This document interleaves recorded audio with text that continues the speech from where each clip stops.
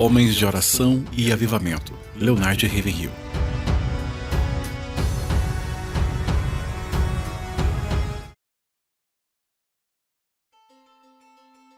Sabe de uma coisa? Não há nenhum lugar na terra de Deus mais emocionante do que a igreja do Deus vivo, quando Deus está pairando lá. E não há nenhum lugar na terra de Deus mais chato quando Ele não está lá.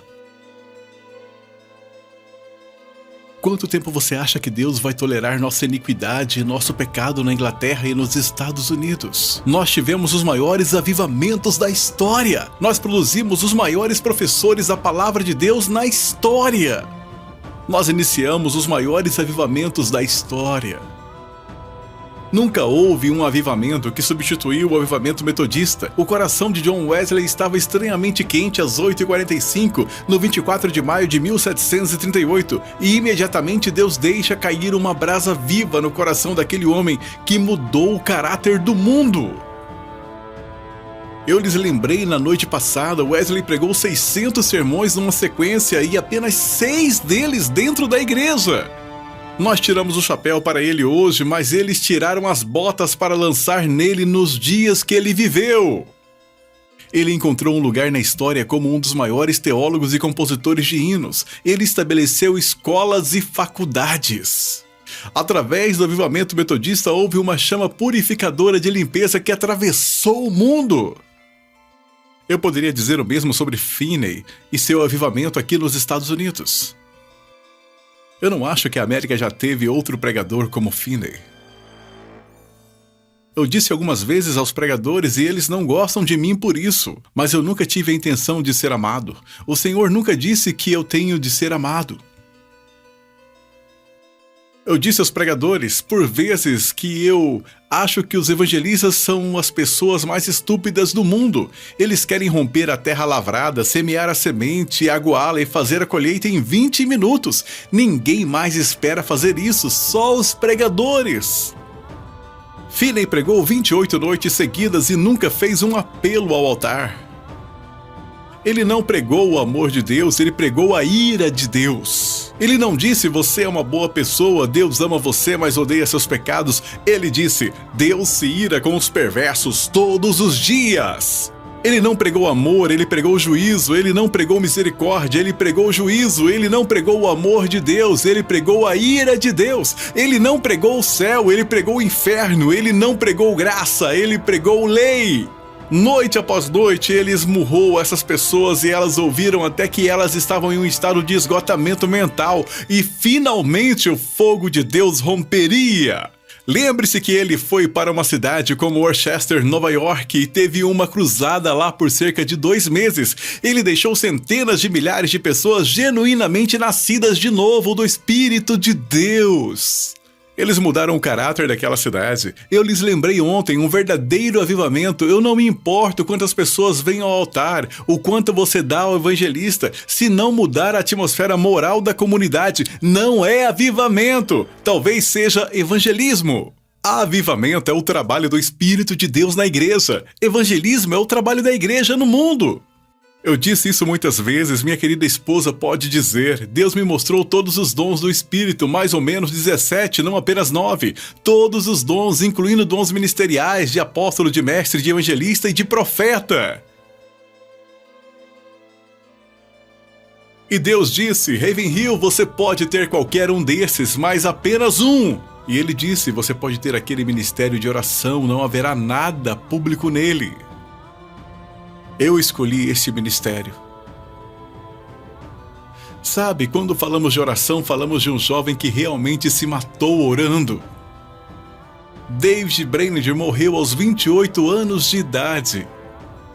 Orou por vezes ajoelhado na neve, quando a neve estava até o queixo. Ele disse que só podia chegar nas pontas de seus dedos no final do dia, quando ele lutou por 10 horas de oração. Ele tinha tuberculose e quando ele espirrava, ele aspergia a neve com o sangue que saía de seus pulmões. Se você pensasse que era uma pétala de rosa e pegasse e esticasse, era como esticar um pedaço de seus pulmões. Ele literalmente orou até a morte. Payson, de Portland. O homem que não tinha um carpete no chão do quarto dele, ele tinha um piso de madeira como este, e depois que ele morreu, eles acharam ranhuras naquele chão, 2 ranhuras na parte lateral da sua cama, longas ranhuras.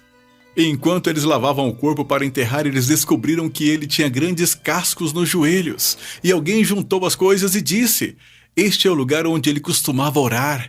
Ele orava intercedendo desta forma, até ele desgastar as ranhuras no chão do seu quarto.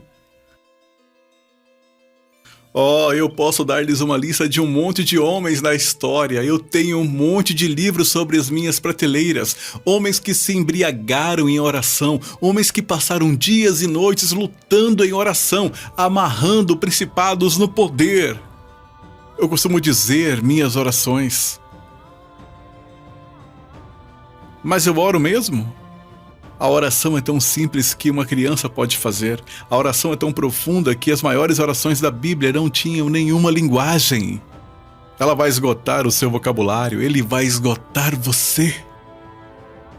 Eu te digo, quando Deus fala, algo acontece. Deus, eu tenho tudo o que eu queria como jovem, uma igreja lotada, muito dinheiro, prestígio, todo mundo gosta de mim. Mas de alguma forma a atmosfera não é cheia da divindade, o Senhor não paira no santuário. Ele diz, eu pego a minha caneta, e ele disse que começou a escrever um hino. Eu acho que é um dos mais encantadores hinos que temos. Sabe o que ele escreveu? Ele nunca o alterou depois que escreveu. Isto foi o que ele escreveu. Sopra em mim sopro de vida, encha-me com uma nova vida, para que eu ame o que tu amaria e faça o que tu faria. Sopra em mim sopro de Deus, até que eu seja um santo teu, até que toda parte terrena de mim queime no teu fogo divino. Meu Deus. 52 vezes em Atos dos Apóstolos o Espírito Santo foi mencionado. 40 vezes a oração é mencionada. Porque se sua vida começar com o Espírito Santo, uma prova de seu preenchimento pelo Espírito de Deus é este, de acordo com o livro de Judas, orando no Espírito Santo. E ele começou a analisar, ele disse, esta é a norma do cristianismo. Afinal de contas, Deus nunca projetou um cristianismo apóstata. Esta é a norma do cristianismo. Esta é a igreja antes de se tornar rica e sufocada pela prosperidade. Esta é a igreja de Jesus antes de se tornar musculosa pela organização. Esta é a igreja onde as pessoas não assinavam artigos de fé, elas agiam na fé. Esta é a igreja onde as pessoas não recitavam orações, elas oravam no Espírito Santo. Este é o lugar onde eles não se reuniam para serem intelectuais que estudavam medicina psicossomática, eles curavam os doentes. Se eu dissesse a você hoje à noite, você realmente, seriamente acha que a necessidade número 1, a prioridade número 1 aqui na América esta noite é um real avivamento do Espírito Santo? Não essas coisas falsas que estão acontecendo ao nosso redor agora, não esta mudança, imitação daquilo que realmente está por vir. Porque quando Deus vier, Ele não virá apenas para tocar algumas pessoas carismáticas. Quando Deus vier, Ele vai abalar essa nação de dentro para fora, como um cão terrier sacode um rato. Enquanto a igreja está à procura de melhores métodos, melhor maquinário, mais dinheiro e mais publicidade, Deus está à procura de melhores homens. Isso é tudo o que Ele está procurando. Louvado seja o nome do Senhor. A Deus seja toda a glória. Obrigado por assistir até aqui. Deus abençoe a sua vida e aqueles que tu amas.